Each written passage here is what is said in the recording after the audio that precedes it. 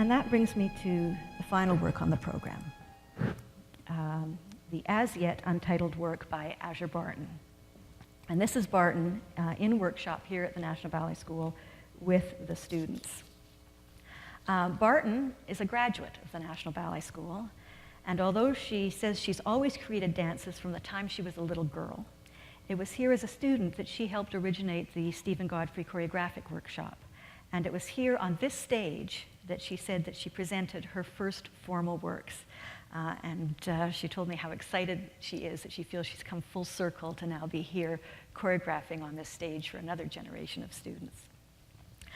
Barton today is in great demand as a choreographer and is among those choreographers whose work spans both the ballet and the contemporary dance worlds, having created works for her own projects through Azure Barton and artists, as well as for Baryshnikov and ballet companies such as the National Ballet of Canada, American Ballet Theatre, and Netherlands Dance Theatre, as well as for many contemporary dancers like the Martha Graham Dance Company. Now, in December, I had an opportunity to speak to Barton about her work, about this work that she's been commissioned to do. And she told me that her goal in approaching this commission was to create a totally collaborative work with the dancers, stressing that she did not want it to be seen as her ballet, but as a ballet she built together with the students. And with that in mind, she began by conducting workshops with the students, at the end of which she selected dancers from as broad a group as possible, from grade 9 all the way through grade 12 and from the post-secondary program.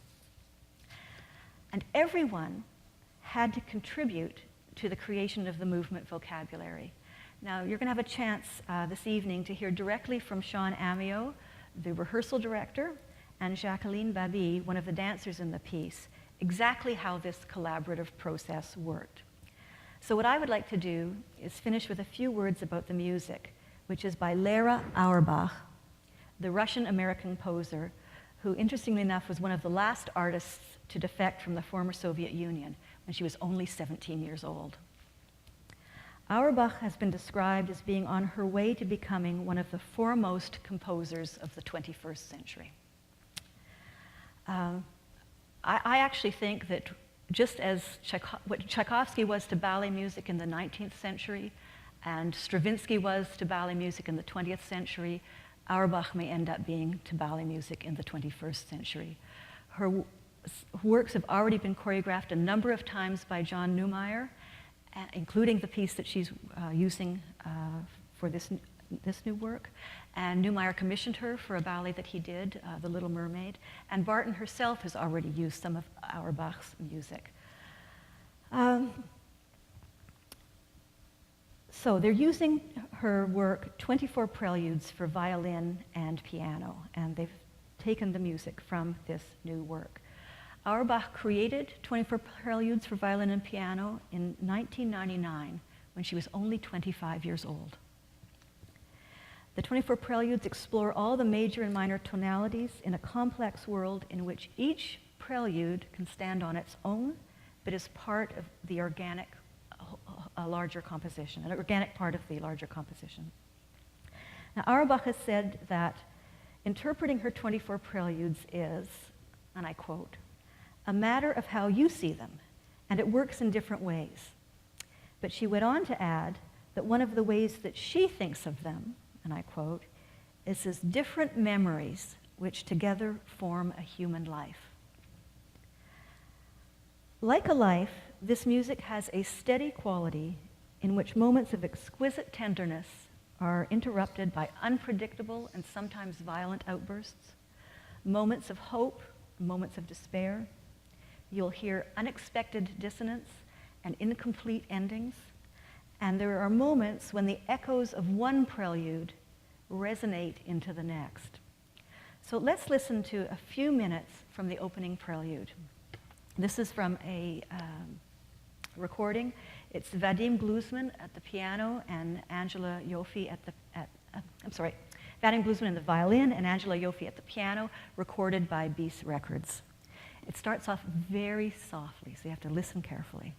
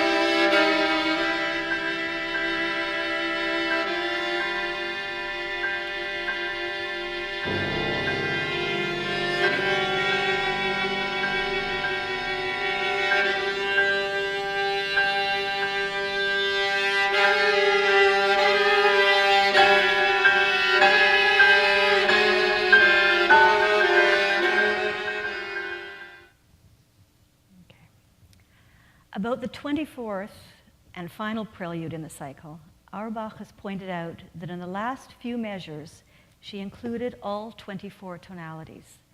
She said, if you think of life, some say that when one dies, there's an image of the whole life condensed, that you see all the memories of your life at one time. This is the 24 keys all at once. Now, Barton and the students did not set out to choreograph a life. And in fact, for the most part, the music was introduced to the students after the music phrases were created, and when Barton began to organize the movement phrases into larger movements. But the choreographic response to this enigmatic music is highly complex and intricately detailed dance that has the same kind of organic quality. There is no plot or linear unfolding of events, but groups are constantly shifting for no apparent reason. Sometimes the dancers manipulate their own bodies, and sometimes it seems as if an unseen force is manipulating them. But the beauty of the dance is in the exquisite and precise detail of the movement, in the way the dancers are organized in the space and the way they move through the space. The movement, like the music, has a numinous quality, and as Auerbach said, gives each person in the audience an opportunity to have his or her own experience of the movement and the music. What it asks of you is to pay close attention to its detail. Auerbach, who is also an accomplished concert pianist, has said that music in the hands of a great performer becomes a psychological means to hypnotize an audience into accessing their imagination in the best possible way. So far, I've only seen some rehearsals of the new piece and one run-through. Work on it is still ongoing. But already from what I have seen, I'm convinced that if we pay careful attention to the detail of its movement and its relationship to Auerbach's music, it will allow us to access our own imaginations in a deeply satisfying way. So there you have it. The 4 works that reflect the rich diversity of dance today. It reflects dance's ability to tell a poignant story, as in Giselle, to express the pure joy of young people moving to music through space, as in Here We Come, its ability to plumb the darkest recesses of the human condition, as it does in Brut, and finally, as we will see, I think, in Barton's new work, dance's ability to continually renew itself by finding innovative ways to develop new movement vocabularies that, together with the best music of our time, is able to create a numinous landscape in which our own imaginations can run free.